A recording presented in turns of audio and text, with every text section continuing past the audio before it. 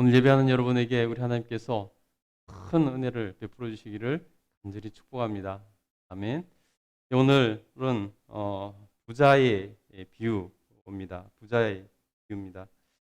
어, 어떤 관리가 예수님께 물었습니다. 우리 18절 한번 읽어보겠습니다. 18절 읽겠습니다. 시작. 어떤 관리가 물어 이르되 선한 선생님이여 내가 무엇을 하여야 영생을 얻으리이까? 예, 선한 선생님이여, 내가 무엇을 하여야 영생을 얻으리이까? 이 부자 관리는 어, 영생에 관심이 있었던 것 같습니다. 그래서 내가 어떻게 해야 영생을 얻을 수 있습니까? 라고 묻습니다. 여러분 참 좋은 거죠. 영생에 관심이 있고 영생을 위해서 내가 어떻게 살아야 될 것인가 고민한다는 것은 굉장히 고무적인 일이고 좋은 일이죠. 여러분, 얼마나 여러분은 영생에 깊은 관심을 가지고 살아가고 계십니까? 현실, 이 세상에 지금 살아가고 있는 이 시간에 관심이 많습니까? 아니면 영생에 관심이 많습니까? 여러분, 우리가 눈앞에 있는 것을 더 추구하기가 쉽죠. 그러나 여러분, 이 땅에 사는 것은 우리가 길어도 100년을 살기가 어렵습니다. 그런데 여러분, 이 땅에서 100년의 삶이 끝나면 영원한 삶이 비교할 수 없는, 100년과 비교할 수 없는 영원한 삶이 결정된다는 것입니다. 이 땅에서 100년을 잘 먹고 잘 살기 위해서 영원한 삶을 포기하겠습니까? 아니면 영원한 삶을 천국에서, 하나님 나라에서 영생을 얻기 위해서 이 땅의 삶을 잘 살겠습니까? 여기서 잘 산다는 말은 물론 내 마음대로 산다는 것이 아니라 하나님의 기준으로 잘 살겠냐는 것이죠. 여러분, 우리가 그것을 회개해야 된다는 것입니다.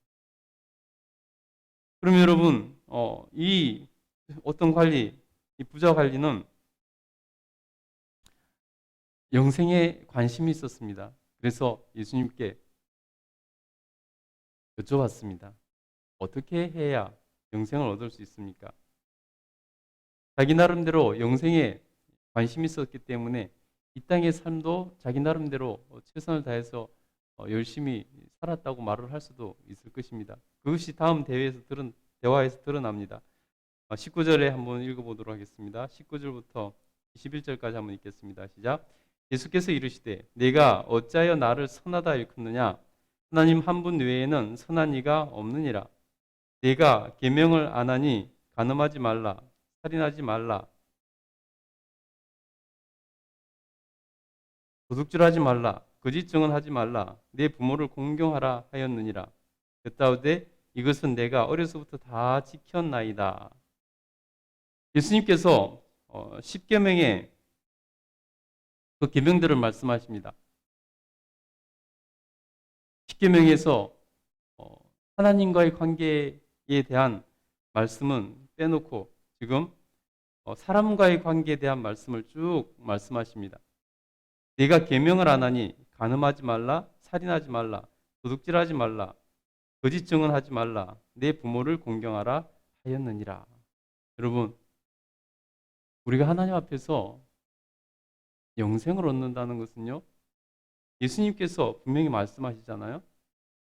하나님의 계명을 잘 지키는 것이다 라고 말씀합니다.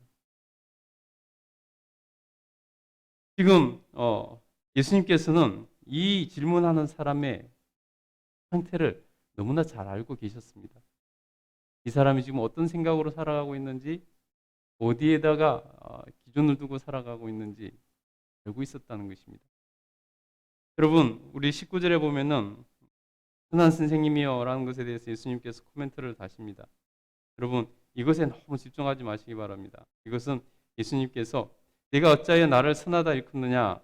하나님 한 분 외에는 선한 이가 없느니라 라고 말씀하신데 몇 가지 측면에서 볼 수 있습니다. 이 사람이 진짜로 예수님을 선한 선생님으로 여기서 말하는가 하는 것을 지적하고 있는 부분이기도 하고요. 또 한 가지는 그 유대 사회에서 하나님 한 분만 선하다라고 일컫는 것은 말씀드리는 것은 너무나 당연한 그러한 말이기 때문에 그렇게 말씀한 겁니다. 그런데 어쨌든 지금 예수님께서 이 사람에 대해서 너무나 잘 아시고 중요한 것은 예수님께서 그 영생에 대해서 뭐라고 말씀하시는가 이것을 우리가 집중해야 된다는 것입니다. 바로 계명을 지키는 것. 특별히 그 모든 계명의 요약판이라고 할 수 있는 10계명을 말씀하고 계신다는 것. 여러분 우리가 잘 기억해야 됩니다. 그래서 특별히 예수님께서 사람과의 관계에 있는 5계명부터 10계명의 말씀을 이렇게 쭉 말씀하십니다. 그러자 그 관리는 내가 어려서부터 다 지켰나이다. 내가 어려서부터 이것들을 다 지켰나이다 라고 말씀드립니다. 그러자 주님께서 한 가지 더 말씀을 하십니다. 우리 21절 한번 읽어보겠습니다. 21절 읽겠습니다. 시작. 예수께서 이 말을 들으시고 이르시되 내가 아직도 한 가지 부족한 것이 있으니 내게 있는 것을 다 팔아 가난한 자들에게 나누어 주라. 그리하면 하늘에서 내게 보화가 있으리라. 그리고 와서 나를 따르라 하시니. 예수님께서 그 모든 것들을 다 잘 지켰습니다라고 말하는 그 부자 청년에게 말씀하십니다. 내가 아직 한 가지 부족한 것이 있으니 내게 있는 것들을 다 팔아 가난한 자들에게 나눠주라. 그리하면 하늘에서 내게 보화가 있으리라. 그리고 와서 나를 따르라 하시니. 예수님께서 이 사람이 부자인 걸 아시고 내게 있는 것을 다 팔아 가난한 자들에게 나눠주면 저 하늘에서 내게 보화가 있을 것이다. 하늘에서 큰 상급이 있을 것이다. 라고 말씀하십니다. 그리고 나서 말씀하시기를 그리고 와서 나를 따르라 라고 말씀하십니다. 여러분 우리가 앞부분에 집중을 하는 경향이 있는데요. 앞부분이 주가 아니라 뒷부분이 이게 목적이라는 것을 우리가 알아야 됩니다. 자기 모든 것을 팔아 가난한 자들에게 나눠주는 거 이게 목적이 아니라 와서 나를 따르라 이것이 목적이라는 것입니다. 그래서 여러분 예수님을 온전히 따르는 삶, 예수님의 제자의 삶을 사는 게 목적이라는 것입니다. 하나님께 우선순위를 두고 살아가는 것, 하나님께 마음을 두고 마음을 쏟고 하나님을 전심으로 따르는 하나님을 우선순위로 두고 살아가는 삶, 이것이 부족하다는 것입니다. 여러분 그러기 위해서는 여러분 지금 이 관리에게 내게 있는 것을 다 팔아 가난한 자들에 나눠주고 그러면 하늘에서 내게 상급이 보화가 쌓일 것이다 라고 이렇게 말씀하고 있습니다. 하나님을 온전히 따르고 하나님께 우선순위를 두고 하나님 말씀에 계명에 우선순위를 두고 살아간다면은 네가 가지고 있는 그 물질보다 하나님을 더 사랑하고 하나님을 온전히 따르는 삶을 살아라. 그러면은 내게 영생이 있을 것이다. 라고 말씀하시는 것입니다. 그런데 너무 물질에 집착해가지고 이 물질을 다 팔아서 가난한 자들이 줘야 영생을 얻는구나. 이거 아니라는 것입니다. 그러면은 상급이 있을 것이라 했지 영생이 있을 것이라고 말씀하고 있지 않습니다. 그러면 내게 하늘에서 큰 보화가 있을 것이다. 큰 상급이 있을 것이다. 라고 말씀하신 거죠.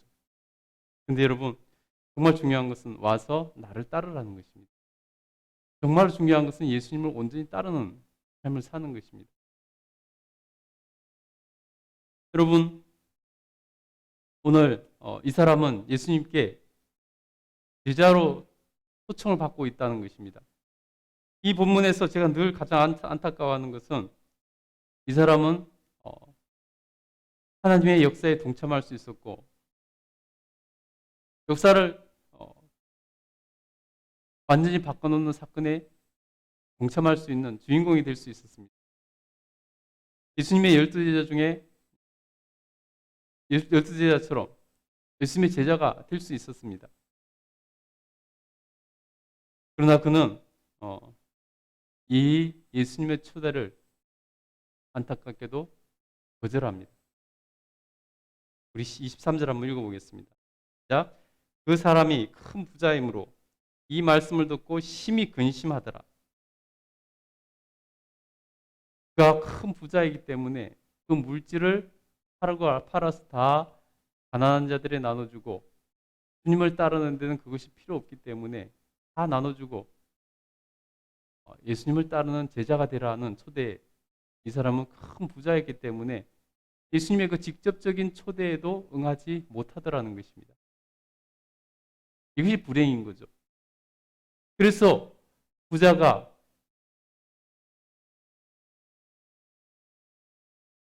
천국에 들어가는 것이 낙타가 바늘귀에 들어가는 것보다 어렵다는 말씀이 이어지는 것입니다. 그가 가진 재물이 그가 부자였기 때문에 그런 것이 아니라 부자였기 때문에 천국에 들어가는 것이 어렵다는 것이 아니라 그 재물이 그에게 우선순위 가지고 중심이 되고 그가 추구하는 가장 중요한 가치가 되기 때문에 심지어 예수 그리스도의 제자의 부르심에도 그것을 포기하지 못하고 예수님께 못 나오기 때문이라는 것입니다. 그래서 여러분 부자가 천국에 들어가는 것이 낙타가 바늘귀에 들어가는 것보다 어렵다고 예수님께서 비유적으로 말씀하고 계신 것입니다. 여러분 만약에 이 사람이 가난한 사람이었다면 어땠을까요? 이 사람이 가난한 사람이었다면 예수님께서 내게 있는 모든 것을 다 가난한 사람들에게 나눠주고 와서 나를 따르라 하셨으면 어땠을까요? 아마도 제 생각에는 이 사람이 잃을 것이 별로 없기 때문에 다 주고 예수님을 따르는 길을 선택했을 가능성이 많다고 생각합니다. 그러나 이 사람은 많은 재물이 있었기 때문에 그것을 포기하고 예수님을 따르고 싶지가 않았습니다. 이 사람의 우선순위, 이 사람의 가치는 하나님의 나라보다 자기가 가진 그 물질에 있었기 때문에 됐다는 것입니다. 참으로 안타까운 일이죠. 예수님의 제자로 그 위대한 사역에 동참할 수 있었는데 그는 그것을 거부한 것입니다. 무엇 때문에요? 자기가 가진 것 때문에. 그것을 포기할 수 없는 마음 때문에. 하나님 나라보다 자기가 가지고 있는 그 물질이 더 중요했기 때문에. 여러분 한번 생각해 보세요. 하나님 나라와 이 땅에서 100년도 못 살면서 누리겠다는 그 물질 어떤 것이 더 중요하고 큽니까? 오늘 주님께서는 더 큰 것을 주시겠다고 말씀하고 계신 것입니다.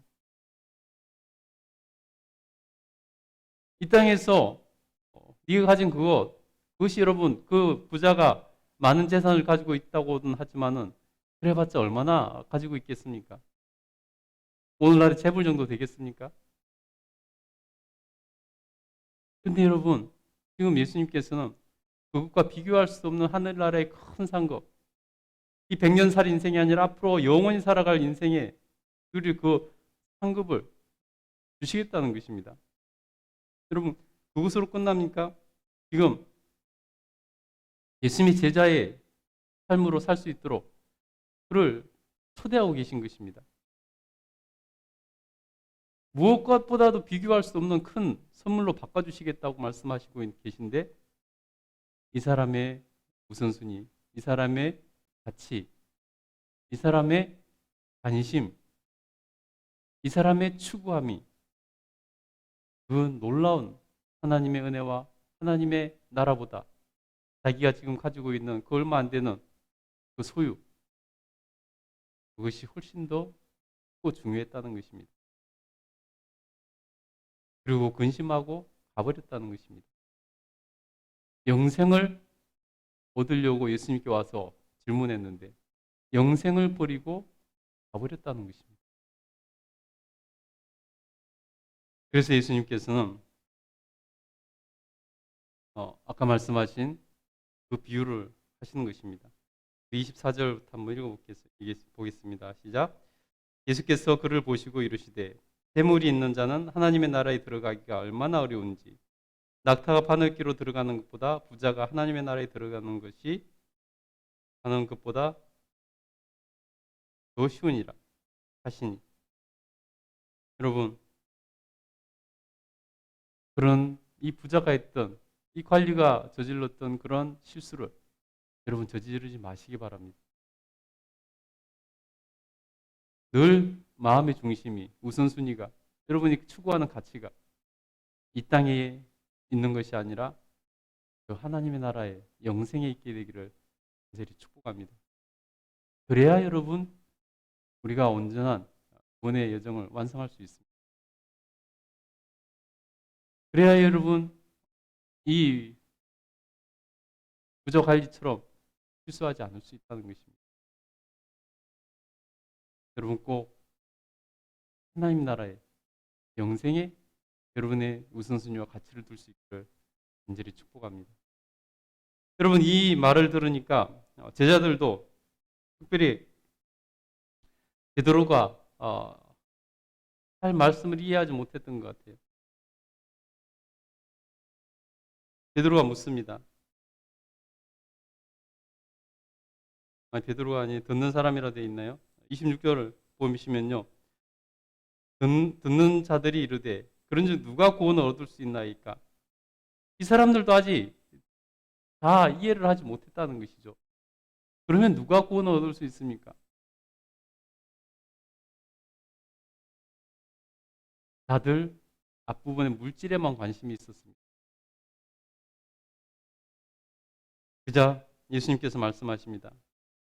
27절 한번 읽겠습니다. 27절 읽겠습니다. 시작. 이르시되 무릇 사람이 할 수 없는 것을 하나님은 하실 수 있느니라. 사람은 할 수 없는 것을 하나님은 하신다는 것입니다. 다시 말해서 우리의 구원의 주도권이 하나님께 있다는 것입니다. 다시 말해서 우리가 우선순위를 하나님께 두고 살아가면 구원에 이를 수 있다는 것입니다. 그리고 주님께서 또 한편으로는 십자가 순환을 통한 구원을 예고하고 있는 그런 말씀이기도 하죠. 그러자 베드로가 묻습니다. 우리 28절부터 30절 읽겠습니다. 시작. 베드로가 여짜오되 보옵소서 우리가 우리의 것을 다 버리고 주를 따랐나이다. 이르시되 내가 진실로 너희에게 이르노니 하나님의 나라를 위하여 집이나 아내나 형제나 부모나 자녀를 버린 자는 현세에 여러 배를 받고 내세에 영생을 받지 못할 자가 없느니라 하시니라. 아멘. 그 말을 듣고 베드로가 신나서 여쭤보는 것입니다. 보시옵소서 우리가 우리의 것을 다 버리고 주를 따랐나이다. 자기가 생각할 때 자기들은 이 제자들은 다 버리고 예수님을 따랐으니 이제 큰 상급이 있겠구나 하는 마음이 들어서 예수님께 여쭌 거죠. 그러자 예수님께서 대답하십니다. 내가 진실로 너희에게 이르노니 하나님의 나라를 위하여 집이나 아내나 형제나 부모나 자녀를 버린 자는 현세에서 여러 배를 받고 내세에서 영생을 받지 못할 자가 없느니라. 아멘. 여러분 보세요. 하나님의 나라를 위하여서 모든 것을 버린 자들, 집이나 아내나 형제나 부모나 자녀를 버린 자, 예, 버리라는 말씀이 아니죠. 지금 예수님께서 우선순위를 어디에 두고 있는 사람을 이렇게 극단적으로 비유해서 말씀하시는 것입니다. 그가 가진 모든 것, 가장 소중한 것들 아닙니까? 가장 소중한 것들보다 하나님 나라를 추구하는 사람, 영생을 추구하는 사람, 하나님을 따르는 사람에게는 우리 하나님께서 이 땅에서 현세에서 여러 배를 복을 주시고 내세에서 영생을 받지 못할 자가 없느니라 라고 말씀합니다. 여러분 하나님께서 반드시 갚아주시고 복을 주신다는 것입니다. 이 땅에서뿐만 아니라 더 중요한 내세의 영생을 받지 못할 자가 없다라고 말씀합니다. 하나님께 우선순위를 둔 삶, 하나님께 모든 가치의 중심이 있는 사람, 그 사람은 반드시 하나님께서 책임져 주신다는 것입니다. 여러분, 걱정하지 마시고 하나님께 다 올인하시기 바랍니다. 하나님께서 책임져 주실 것입니다. 하나님은 하십니다. 오늘도 주님 은혜 가운데 정말 주님과 동행하며 주님께서 베풀어 주시는 놀라운 은혜를 경험하는 그런 삶을 사시기를 간절히 축복합니다. 기도하겠습니다.